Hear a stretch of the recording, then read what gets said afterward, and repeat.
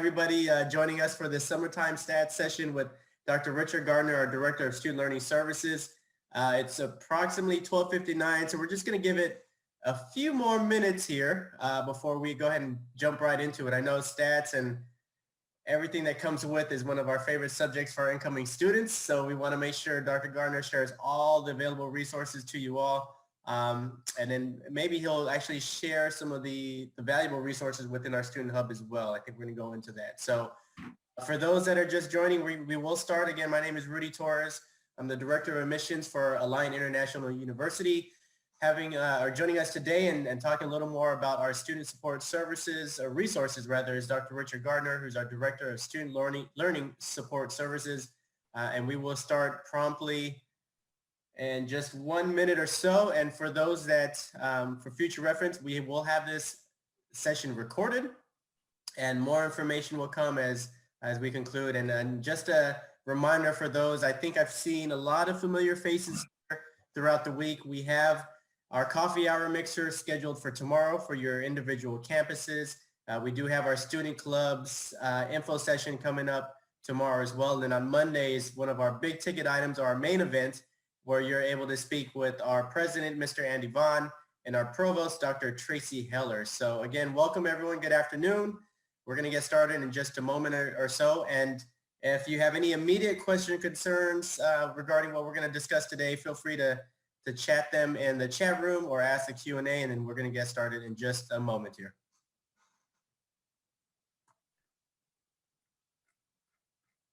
And I appreciate the engagement already. It looked like we had somebody who had, oh, nope, their hand is down. So we'll go ahead and just wait for just one moment. We're expecting a slightly bigger crowd today, which is great. Shows a level of commitment for you all in the fall. We're pretty excited that you guys are excited about starting in the fall with Alliant and learning more about statistics and the resources that we have available. So without further ado, again, this session is recorded. Any immediate questions or concerns, feel free to go ahead and type them away. But I'm going to turn it over to Dr. Richard Gardner. He's going to introduce himself, a little more about his time with Alliant, and the floor is yours, Dr. Gardner.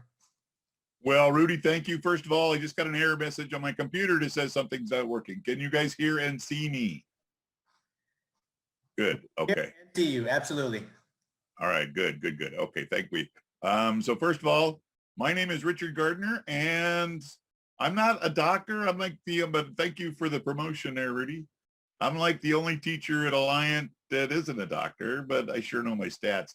So what I'm going to do is I'm going to share my screen and go through the presentation here.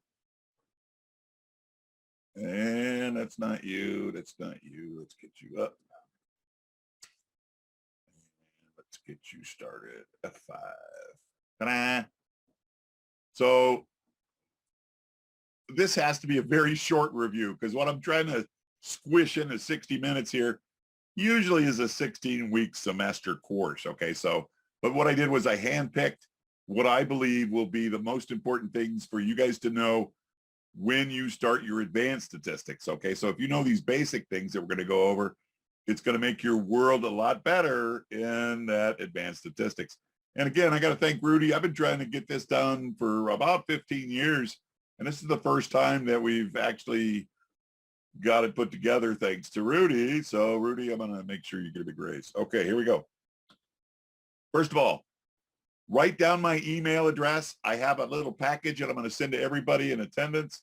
One is about a 20-page document on how to do everything that we're about to do here with video, with pictures on how to do everything in SPSS, how to get SPSS, that kind of stuff. And then a second one with all the links that are in this PowerPoint. But that's me, right? rgardner@alliant.edu. And if I start talking too fast, or if I skip something, just let me know. So for this 60 minutes, for about the first 10 minutes, I'm going to show you what we already have online. That's 15 years worth of material and a ton of videos, about 500 different videos.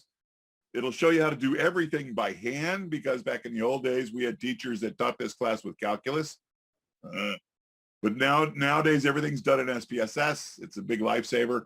And in 40 minutes, I'm gonna briefly touch on all the big concepts that you should know from your basic statistics course. And then the last 10 minutes, we'll just have questions, and refreshments will be served as for what I was told. So, and you don't have to laugh at my jokes. Some of them are pretty bad. All right. This slide is going to come up about 10 times. Everything that I'm about to go through here can be accessed from a single page. It is our academic support and tutoring services homepage. It's on the Alliant portal. Excuse me, there's the address. And it's under student affairs. So go to the student hub, go to student affairs, and we should be right on top. Academic support and tutoring services. Number one, if you don't have Excel on your personal computer, you can get it through Alliant for free. And I have a link to that. I'll send it to you. Very important. None of these Google Chromebooks, they will not handle the software. So it has to be a real computer with some real computing power. Number two, get SPSS on your personal computer. This is free. This is a free thing that Alliant does for their students. And it's a great, it's a huge plus if you ask me, because they just started that about 2 or 3 years ago. And before then, it was a nightmare. You'd have to come to campus to use SPSS. You don't have to do that anymore. So again, I'll send you the link on how that's done. And where would you get instructions for this? Bam, same place. Go to the front page of the support center. All the links are going to be there. All right, these are existing online resources for all statisticians. God bless you all. There's roughly about 200 students taking statistics on any given semester at the 6 different campuses. Down here, we have about 100 of them. But you know, at the other campuses, there's 50 here and 20 there and 30 there, but roughly about 200 people every semester. So you have a lot of commiseration. You guys can suffer together. Sorry, that was another bad joke. Okay, here we go. Boom. Now, I'm going to give you we're right in the middle of migrating. The school is getting rid of Moodle, and everything that I have so far is on Moodle. I am just starting now to migrate it to the Alliant portal. It should be done by the fall semester, so do not hesitate. But I'm going to show you where to go now. The Moodles should be around until September or something, so you can still access all the golden statistics knowledge, okay? So this is how you get to them. We call them the Hawk Moodle courses. Hawk stands for Higher Achievement, Wisdom, and Knowledge. And you go to elearning.alliant.edu. The courses are free. They're self-enrolling. I even made a video on how to self-enroll into these things. It's not very hard. And this is where all the resources for all the statistics, not just introductory, but if we got time, I'll show you a quick picture of them. Okay. But I broke them down into 5 different Moodles. The first one is for you. Go to Hawk 1. It's got all the basics that we're going over today, plus a ton of other stuff that you really don't need in an advanced statistics. So skip over it. You know, just stick to the list that I'm about to send you. Hawk 2 should mirror your first semester of advanced statistics. Most teachers, not all, in the first semester will hit you with the t-test and all the ANOVA families. That's enough to keep people busy for a long, long time. But we have everything covered. We do them by hand. We do them by SPSS. And then Hawk 3 normally is the second semester of advanced statistics, where it's based on correlations and regressions. But the same thing, we got everything that you're probably going to go over. We have it covered. It just depends on the teachers. There's roughly 15 or 16 different teachers at the 6 different campuses, and they're all brilliant. Don't get me started. They're way smarter than I am. Some of them teach it a little bit differently. Depends on what books they use and, you know, how they were taught statistics. But basically, it all comes down to the same thing. And if I lose my voice, I apologize. If I talk too much, I start sounding like a frog. Ribbit. And where can you get to this stuff? Same place. Go to the Academic Tutoring Support Services. So if you remember anything, you can remember that link.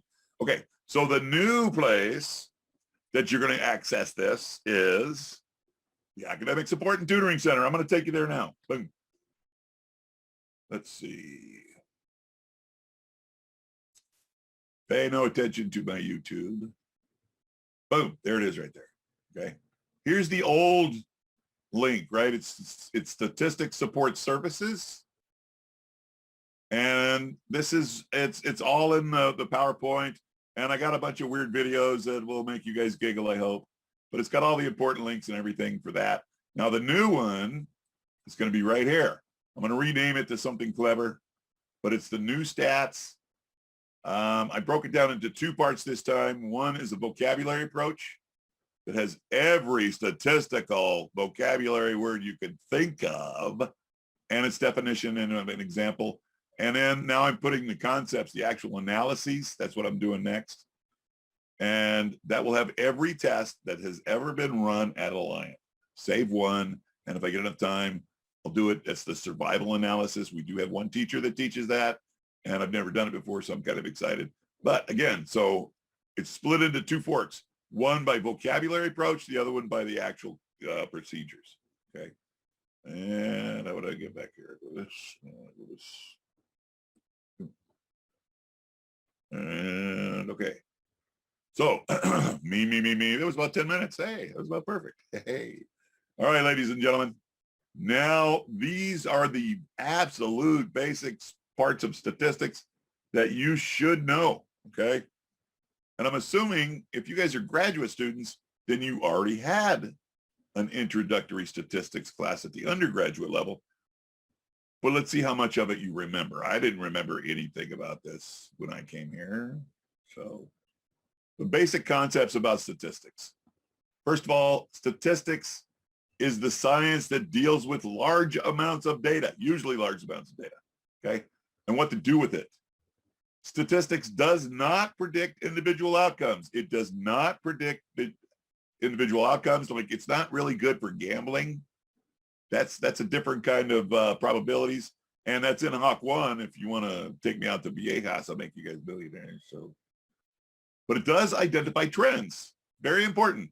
Say it again. Statistics identifies trends because it uses the middle of the data set, what we call the central tendencies, right? The measurements of central tendencies. Those are your mean, your mode, your median, that kind of thing. What's going on in the middle of a data set? That's what statistics cares about.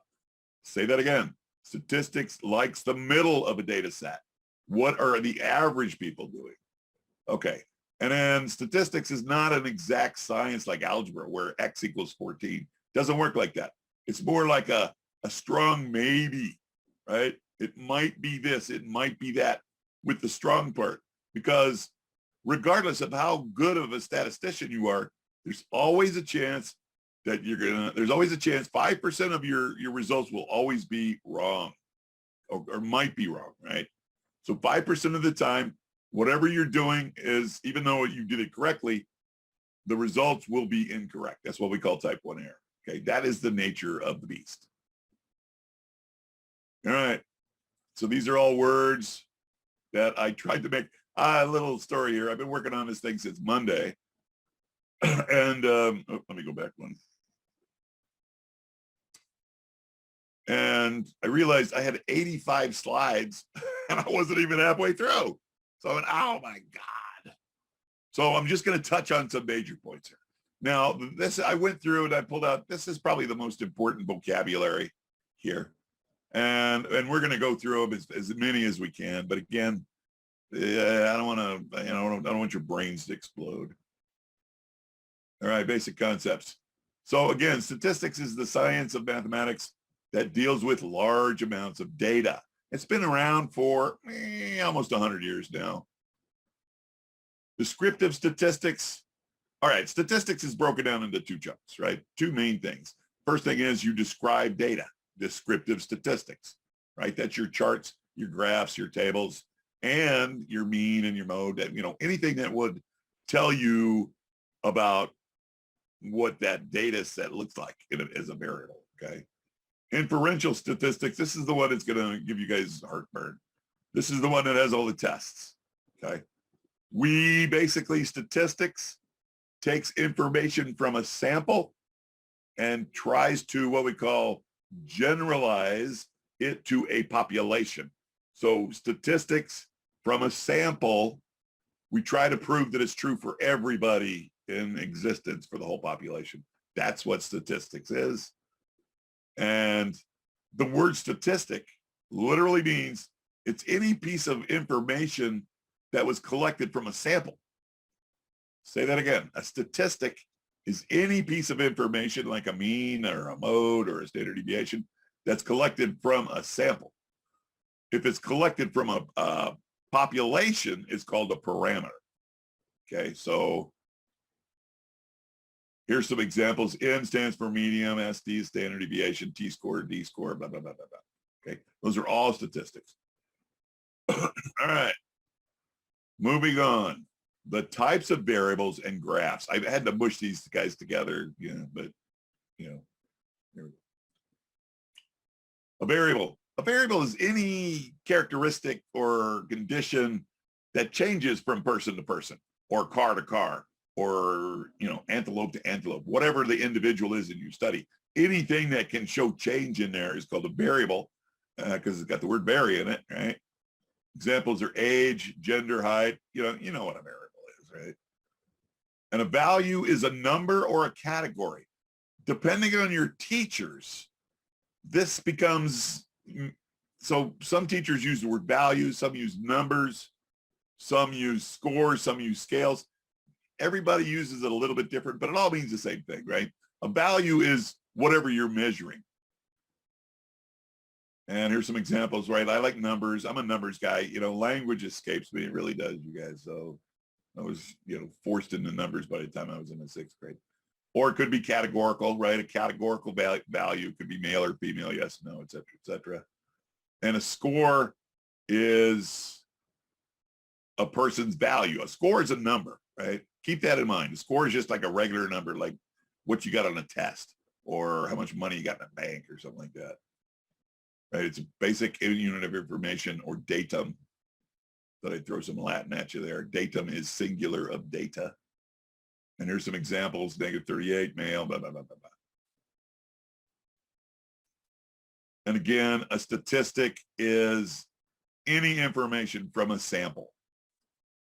All right, now we got to talk about the types of variables. The qualitative variables talk about quality, where a number doesn't make sense, right? Example, what color are your eyes?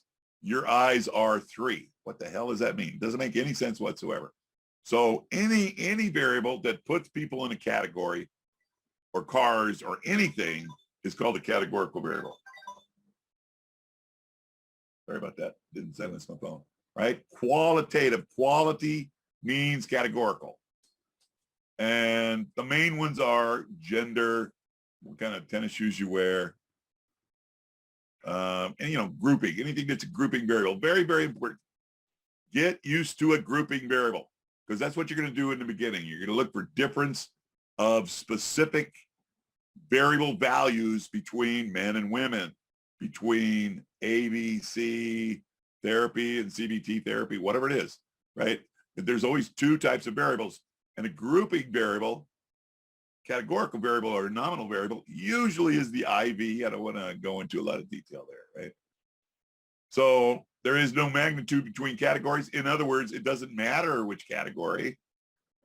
With SPSS, we label the categories with numbers, and the numbers act like names, okay? But again, it's not a big thing until we get there. Okay, numeric or quantitative variables, right? Quantify means a number.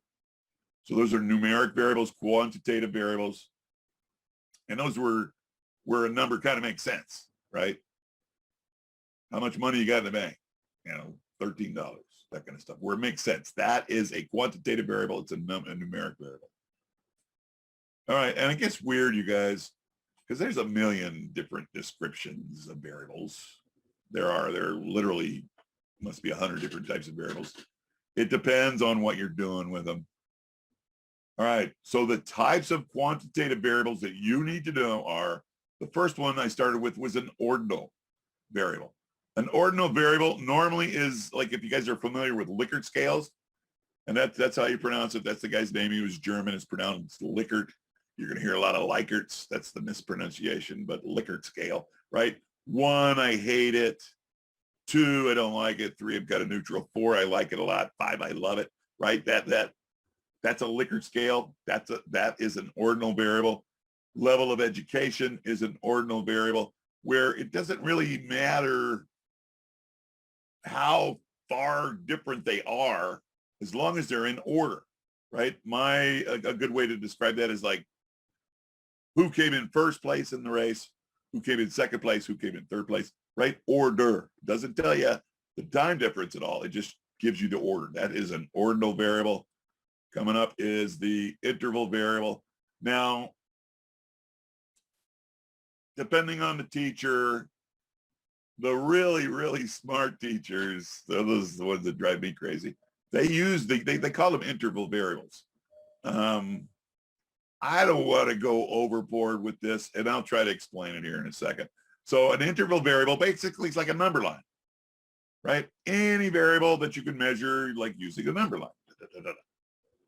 So a discrete variable has no fractions or decimals. It only uses whole numbers.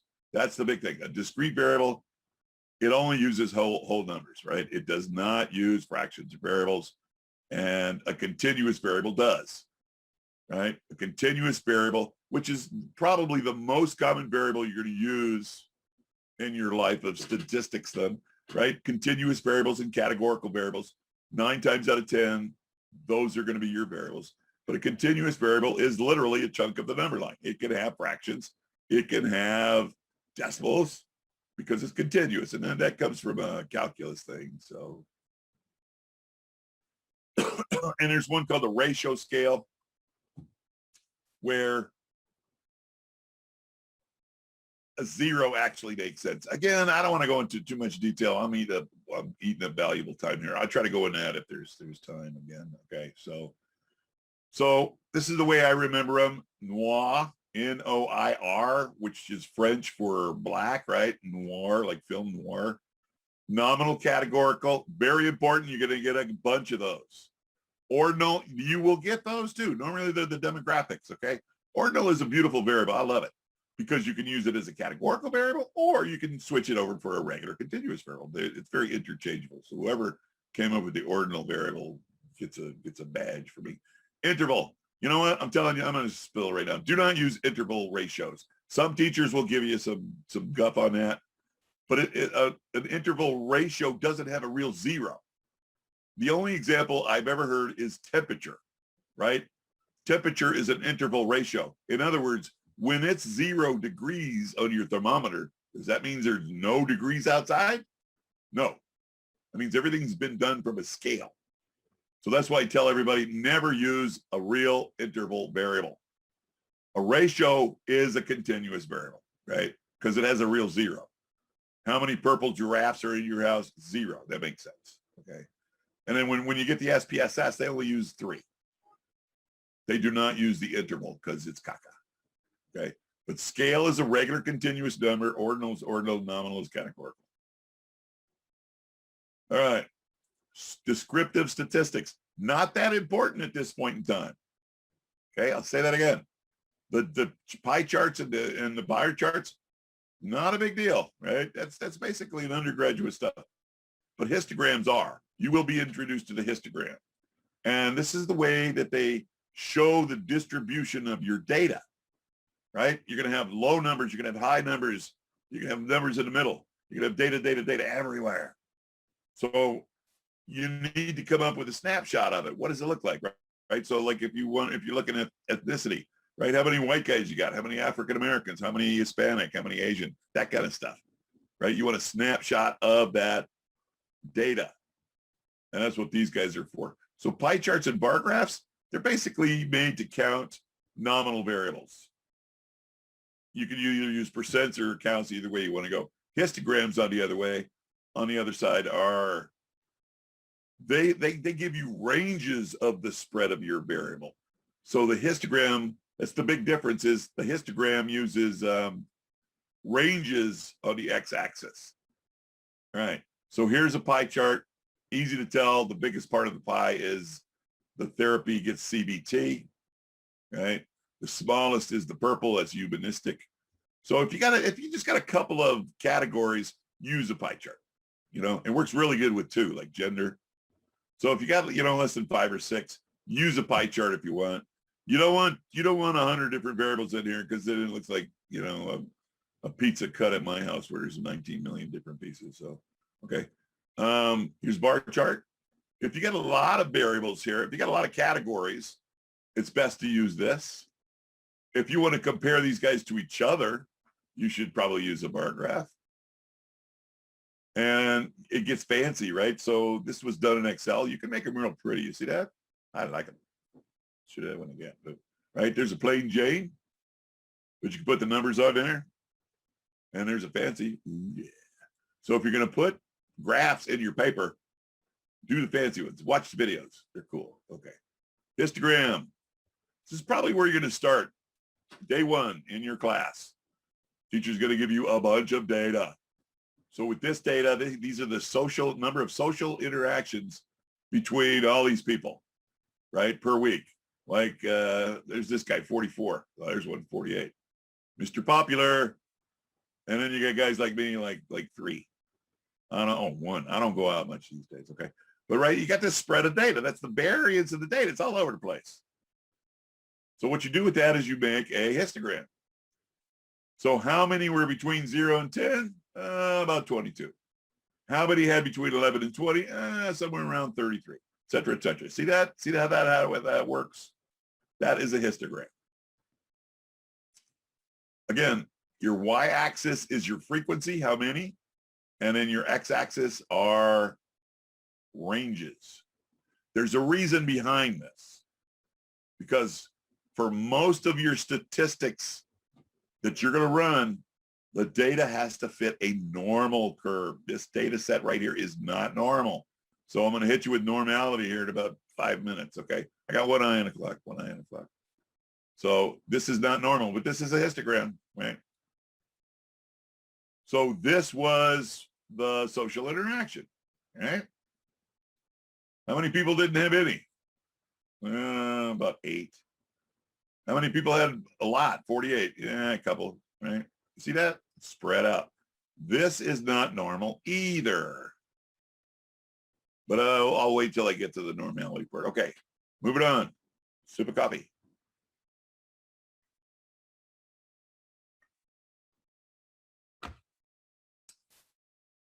Measures of central tendency. You've had this before. You had this in high school. Central tendency. Again, statistics, the art of statistics likes the middle of the data, right? There's always extremes, always. Like the average 30-year-old male is 5'9", right? But you know, I know a guy who's 7 foot tall, and I know another guy that's like 4'2", right? So the spread of the data is natural. It's natural. That's the variance of the data, the spread of the data away from whatever the mean is. So if they said it was 5'9" you assume that's the mean. Okay. Mean is the average score. You add them all up, divide by the number. And some books use an M, some books use an X bar. Real quick, if the statistic is written in English letters, that means it's from a sample. If it's in Greek letters, that means it's from a population. Again, that is kind of important, but I'm not going to go into it. So the average is, you add them all up and you divide by how many there are. The median is that one score in your data set that has half the scores above it and half the scores below it. Okay. And there's a simple median. Mode is the most frequent, like ice cream, right? A la mode. It's the most frequent score. I'm going to switch over to an Excel example of how to do that. You guys get Excel, period. Because I had, oh, here, let me show you some, okay. So here's a pie chart. Here's my data. Let me see, can you guys see that? Make it a little bit bigger. And I'm gonna send you this too. Okay, let me make sure I send you this too, because it's got the video links right in here.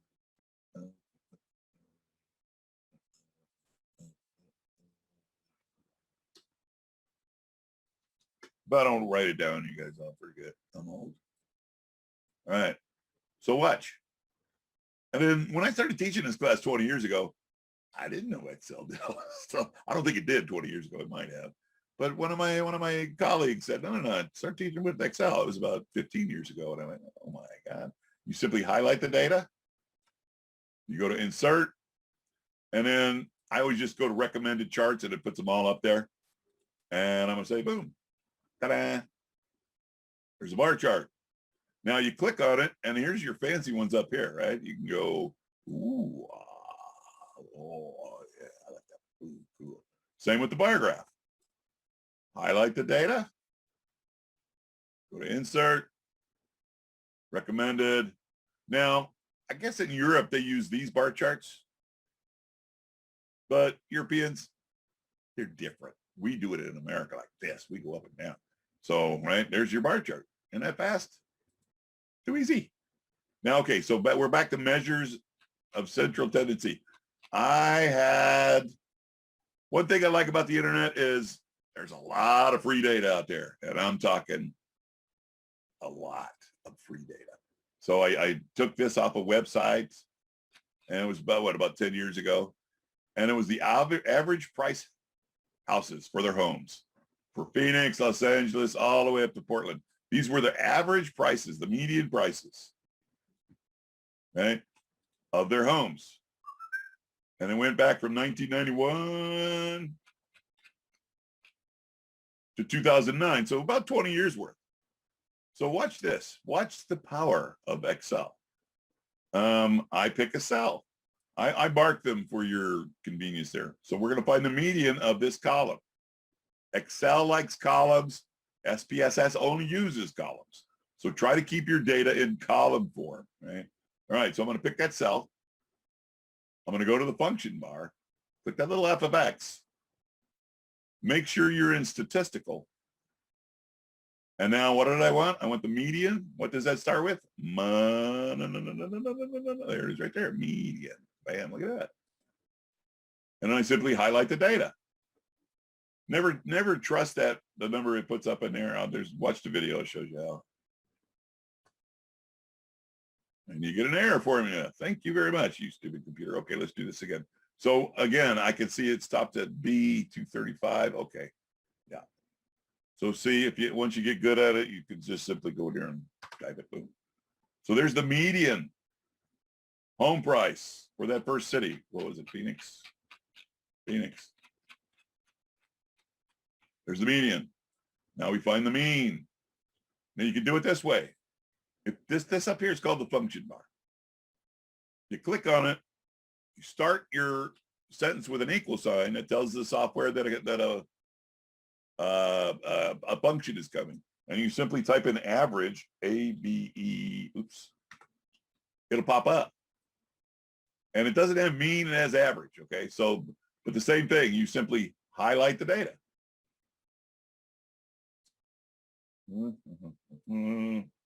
Enter. So there's the average, there's the median. The variance is the spread of the data away from the mean, right? The spread of the data away from the mean. That's variance. That is crucial. That is so important in your life of statistics that's about to come up, because you, as a statistician, can explain where the hell it's coming from. Where does variance come from? Either a grouping thing or something else. So remember, that's what you're going to do. So I'm going to type in equals variance. Now you notice it's a var P, which stands for population, and S stands for sample, right? They allow all of them do that. So remember, P for population, S for sample. Always pick a sample. The calculations are minimally different. I don't know why they make such a big deal out of it, but we're going to do it the right way.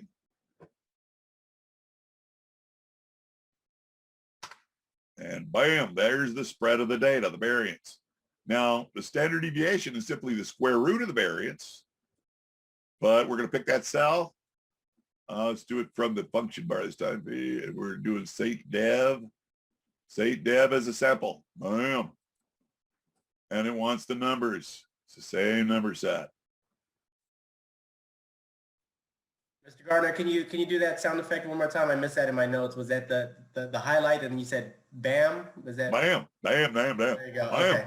I get Just for the excited group. when I do statistics. It's like me playing a video game, right? I don't know. Just for the group. We I'm a had freak, to, you we had to guys. do it. Can't help myself. Okay, now look, these all have the formulas in there. You just highlight all 4 of them. Put your big cursor down in the bottom right-hand corner until it turns into that black cross. Left click, hold down, drag, drag, drag. Did them all. Son of a bitch, hold on a second. Did them all. See that? The power of Excel. All right. Shoot. I'm eating up way too much time. Okay. Stop. Back to the PowerPoint. Use Excel. Get Excel. It is free. From Alliant. No. Did that. Okay. Quartiles. Damn, we are running out of time. Quartiles is a piece of information that splits the data into 25%. It's kind of like a median, right? A median cuts it in half. A quartile cuts it into fourths. And a box plot shows you how your data is split up. All right, I'm going to start hauling ass. These are outliers. An outliers is any piece of data that doesn't fit with the rest, right? It doesn't like to play with the rest. It's either much higher than the rest or it's much lower than the rest. Outliers can affect your outcome, period, right? Means are very sensitive to outliers. Correlations are very sensitive to outliers, but medians aren't. So again, the variance is that's what you're going to be trying to explain for the rest of your statistics life. In other words, let's say your variable was weight loss and you got 1,000 people's weight losses up there. You can have some people that lost a lot of weight. You can have some people that didn't lose any weight at all. So that spread of the data, you got to figure out why. Why did some people lose a lot of weight? Why did some people not lose weight? Could be, my reason is because I don't do shit. I sit on my ass all day and swig Cokes and watch movies and, okay. So the standard deviation, that is your measuring stick. Say that again. So the variance is the average, is the spread of the data away from the mean. It's just a number. The bigger the number, the bigger the spread. The bigger the spread is bad. You do not want a big spread data. The standard deviation is the square root of that. The same thing. The bigger the standard deviation, the bigger the spread. But the standard deviation is it. That's what we're going to start using with most of these calculations. It's going to be checking how many standard deviations away from the stated mean is. So if the average was king, the standard deviation would be queen. Again, standard deviations are the measuring stick when it comes to calculating significance values. So significance, what is significance? Significance is the holy grail of statistics. Sabon domine. That is what you're trying to get on your results. You want to show that there's a significant difference between how fast boys run and how fast girls run. There's always a difference everywhere, always. But is it large enough to be considered significant? If it is, that's what we call significance. And researchers, they want to prove something. They want to show that their reasoning was sound. So they want to show that their outcome would be significant. So researchers crave significance, okay? And if it doesn't show significance, that means whatever you did was unimportant. It was useless. So of course, naturally, researchers don't want to be considered useless. But even if you don't show significance, that means something as well, right? Everything means something, whether you prove significance or not. All right, normal distributions and z-scores. So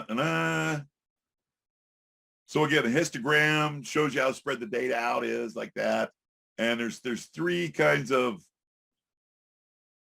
frequency distributions that we talk about. The bell curve, you've seen that a million times. It's a normal data set. I'm going to show you pictures here in a second. A skewed data set is lopsided. Right? It means it's got more entries on one side of the mean than the other. And the other one is kurtosis. It's got too many peaks, too many spikes. It's like Bart Simpson's hair, right? It's got too many spikes or not enough, right? That's kurtosis. We don't talk about kurtosis that much, but we do talk about skewedness. And for practically every test, not all tests, but practically for every test that you're going to run in statistics, this is the assumption of the data. The data has to fit a normal distribution. I will say that again. The data should be normal. Okay. If the data is not normal, then you can't run most of these tests. That is a huge assumption, and it's practically for every test. There are a few that don't need normality, like correlation, and I'll have some teachers bark at me about that, but I prove that you don't need normality correlation. Okay. But few things with normality, right? The graph of the frequency distribution is the bell curve, right? You got that one hump, and it's symmetrical.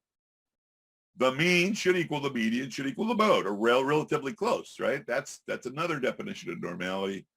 And the short answer is normality means that most of the data in your variable should be relatively close to the mean, relatively close, okay? There's something called the empirical rule that states that in a normal data set, roughly 2/3 of your data should be plus or minus 1 standard deviation of the mean. Plus or minus 2 standard deviation in the mean, it should be 95% of your data, and 99.7% of your mean between 3 standard deviations in the mean. That too is the definition of a normal data set, okay? So now we're moving into a z-score. Oh, there's a histogram. What the hell is that doing there? Okay. Oh, that's why. Let me go back. So remember our histogram? This is not normal. Get back in there. This is not normal, right? Normal would be the hump. This one kind of goes to the right. Here's a trick. So it's skewed, right? It's lopsided. It's skewed. There's 2 directions to a skew. There's a left skew, which means the tail points to the left, or a right skew, which means the tail points to the right.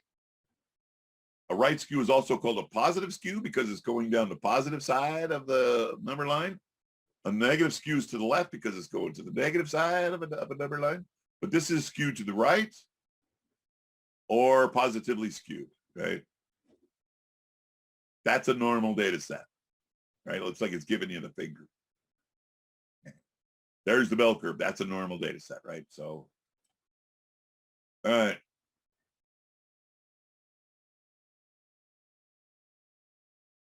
Okay. This is z-scores. Welcome to the world of z-scores. The z-score stands for z in standardization. We could take anybody from that data set, and we could turn them into a z-score. A z-score is the number of standard deviations away from the mean that individual piece of data is, okay? It's called a z-score. It's just some number, right? We're going to calculate it through a formula. There it is right there. So a z-score is the individual, any piece of data from a data set, one piece of data minus the data set's mean divided by the standard deviation. Okay. That turns that person into a z-score. And it is the foundation of statistics. You don't really need to know a whole lot of it, but you just got to know some basic stuff, and I'm going to try to teach you here, and I'm running out of time. So again, I apologize for running out of time. So that's a z-score. So let's say I pick the guy on the weight losing thing and I do the standardized, right? The average weight is 10 pounds and the standard deviation is 2 pounds. And this guy got an 8.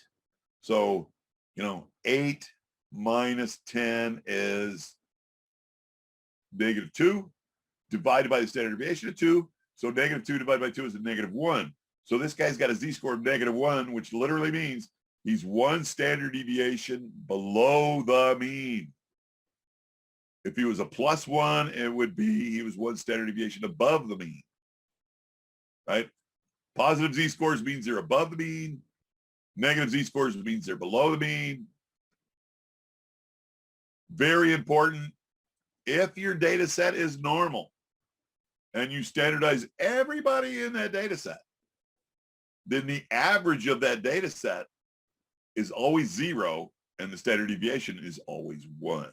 Right? And that's where all the mathematics comes from. And that's why they stuck to the z-score so much. So let's say we took a number line, but we put the z-scores on there, right? Bam. And then we put a normal distribution curve on here. Bam. This is how statistics works. So the area under this curve is 100%. Just remember that. The area under the probability curve is 100%. The total area is 100%. Now, the average, the mean, see, you'll see that? It splits it in half. 50% is below the mean, 50% above the mean. Here is a weird thing of statistics. Statistics does not do exactly. So in other words, if somebody asks you, according to statistics, how many people got exactly the mean, the answer is always 0. Statistics only does less than or greater than. It doesn't do equal to. I'll say that again. That's one of the fallbacks of statistics. It does not calculate exact values.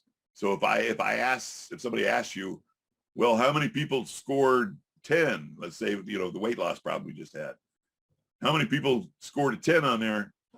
The answer has to be 0. You could find out how many you could find a percentage of how many were above 10 or below 10, but not exactly 10. It doesn't work that way. So the area under the curve, you could also call this a probability value, right? So the area under the curve, we're going to now call it the probability value. That's where the p-values come from. So each z-score down here on the bottom cuts out a part of this graph, right? The 0 cuts out between 50% and 50%. The 1 cuts out a different value, 2, et cetera, and then going this way, et cetera, et cetera. So here's an example. Let's say we had a z-score of negative 1.5. That's about right about there on this number line, right? So now we're going to find the p-value connected to a z-score of negative 1.5. In the old days, we would look this up in a table, but Excel does it and SPSS does it for you, so it's too much, it's too easy. But okay, so z-score negative 1.5. So what you would look it up in a table. So that means the area of this little chunk to the left, it's always to the left in the tables and the software, the left of that z-score. So the area of that guy is 0.0668, not very much, roughly 6.7%. Now, that means that on this side, it's 1 minus that, so it's 0.9332. So the probability of selecting a z-score at random would be about 6.68%, but a probability of picking a z-score greater than negative 1.5, again, at random, is 1 minus that, so it's about 93%. That's how statistics works. All right, we got 5 minutes. This is not going to go very far, but I'm going to do correlations real fast. I'm going to share, going to switch to the board. Switching to my toy here. Get off of there. There you go. So correlation, sweeping a nation. Not going to work on me there. Hold on. Technical difficulty. There we go. Okay, so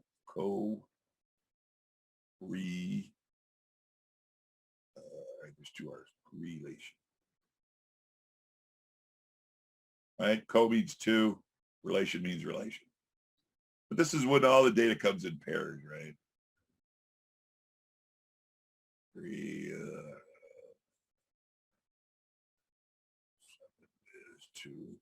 Right? This is paired data. So a correlation looks for the relationship between 2 numerical variables. I'm going to call them continuous variables. It looks for the relationship. Correlation measures the strength and the direction of a relationship between 2 variables. So the strength is the closer to 1 it is, the stronger it is. The closer to 0 it is, the weaker it is, right? Some things are not correlated. They're not related at all, right? Like a person's shoe size and their IQ. We all know that tall people are smart anyway, so I don't hear nobody laughing. Okay, so that's the strength, right? Some things are strongly correlated. Exercise and weight loss, strongly correlated. But again, some things aren't. So the closer a correlation is to 0, the weaker it is. The closer it is to 1 or negative 1, the stronger it is. Direction is, if it's a positive number, that means when one value goes up, the other one goes up with it. Or when one goes down, they both go down, okay? They change in the same direction. That's what a positive direction is. If it's a negative number, that means when one value goes up, the other one goes down. They're inversely correlated. And that's enough about that. Moving on. Hold on.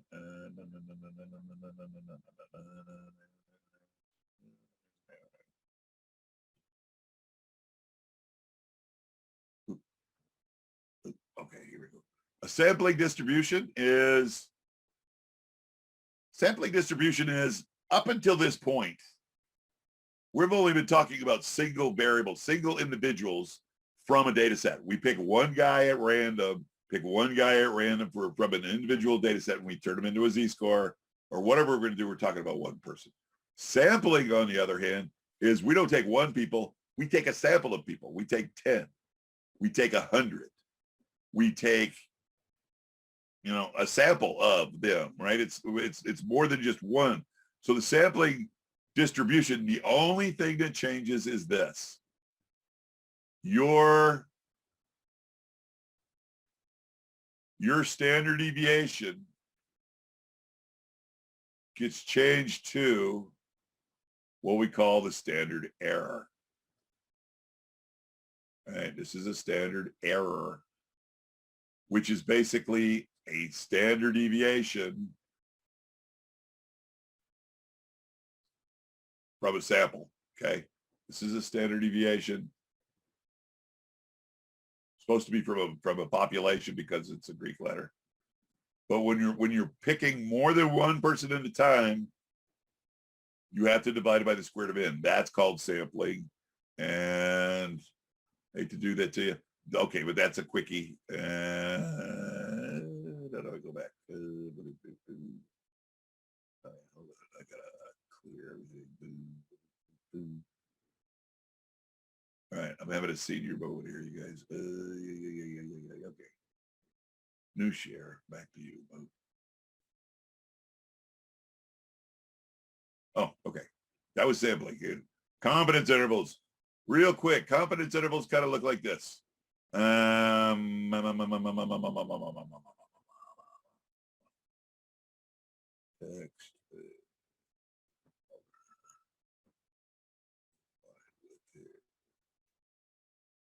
So confidence interval, you got a number line. You know, not drawing a scale. 4, 5, 6, 7, 8, 10, etc., etc. Going both ways. Now, let's pretend you found the mean sample and you're saying that the mean was, I don't know, 7.5. So from your sample, this is your mean right there. But how sure are you? How confident are you? Right? So normally what we do is we design what we call a confidence interval. And it adds what we call a margin of error.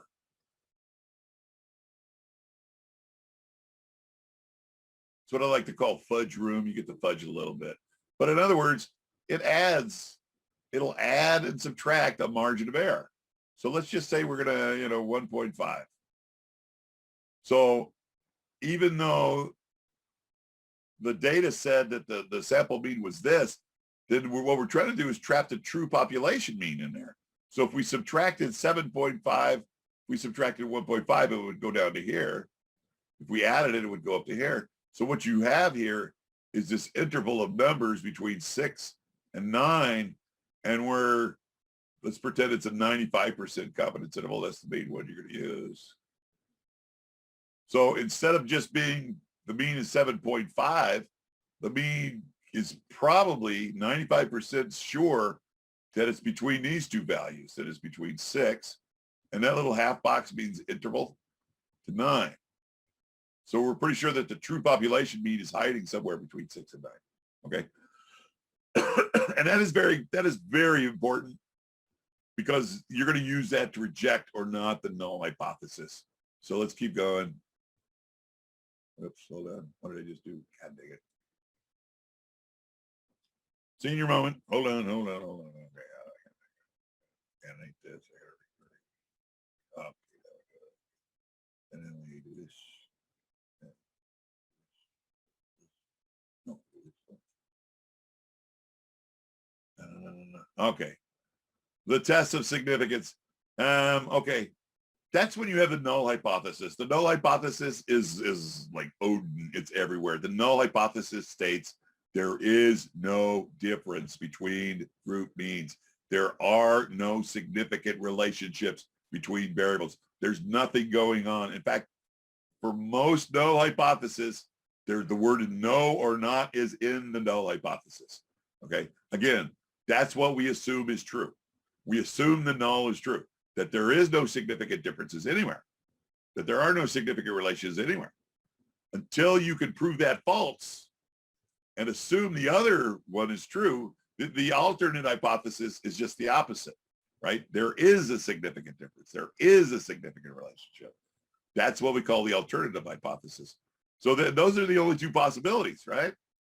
Right? It's either true or it's false. So the only two possibilities in this known galaxy, universe. So if you could prove one true, the null, you could accept the other one as true. Did I say false? If you could prove one false, the null, you could accept the other one as true.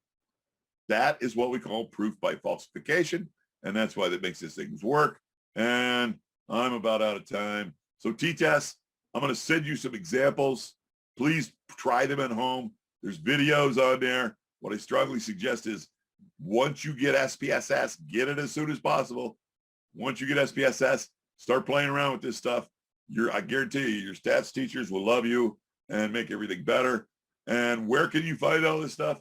From the homepage of the Academic Support Center. And real quick, statistics don't lie, but people sure do. And here's a good example of one. You'll notice these scores here, right? The red is 90 and the blue is 85. That's what their scores are. Red is 90, blue is 85, or yeah, 85. Big difference. But then they're going to pull something like this, right? What did they do? Does anybody see what they did? They changed the scale, right? From here, it's 84 to 91, where the units are 1. Here, they change it to 0 to 100, where the units are 10. So Mark Twain said there's 3 kinds of liars. There's a liar, there's a gosh darn liar, and then there's statisticians. So do not be a bad statistician. So they change the scale. I don't know what's being so right. And there's a lot of bad stats out there. Do not be one of them.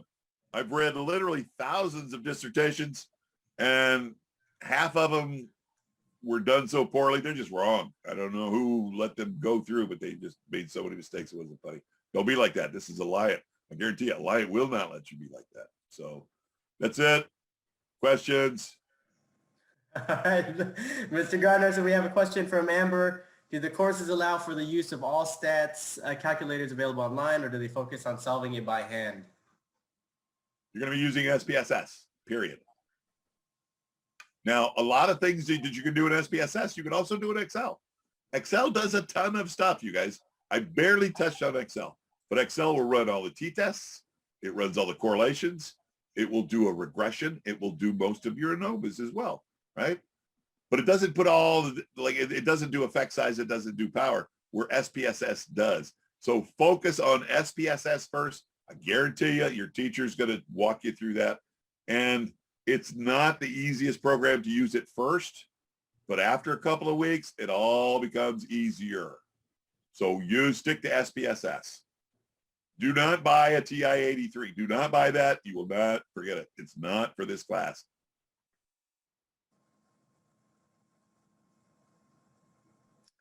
All right, so a lot of thank yous, awesomes, and the combination of our bad and dad jokes were hit today. I'm glad you and I rehearsed it, and there was a little improv too. Booyah! Now, real quick, if anybody's still listening, we could get you a tutor, hopefully, right? I work at the tutoring center. If I'm lucky, I can hire 2 or 3 or 4 stats tutors. We don't pay them very much, but these guys are fantastic. So if you get stuck in your class, let me know. We're real big on group study sessions. So if you can get a group study session going, that puts you higher on the list, right? So the more people you get into study group, the better. And we will help you go over your homework, just about anything you want. We will not help you take a take-home test, nothing like that. And so that's me, still not a doctor. I'm going to let you guys in on a secret. My real, my online identity is Math Guy Zero. I am YouTube famous. Check me out there. And again, there's my email. Email me. I don't know who you are. I'll try to get a list from Rudy, but email it to me and I'll send you everything that has the links and the other, you know, how to do everything at SPSS page. So. All right, excellent. So we're going to wrap up here. Again, be on the lookout for an edited recorded version of this, the PowerPoint to come along.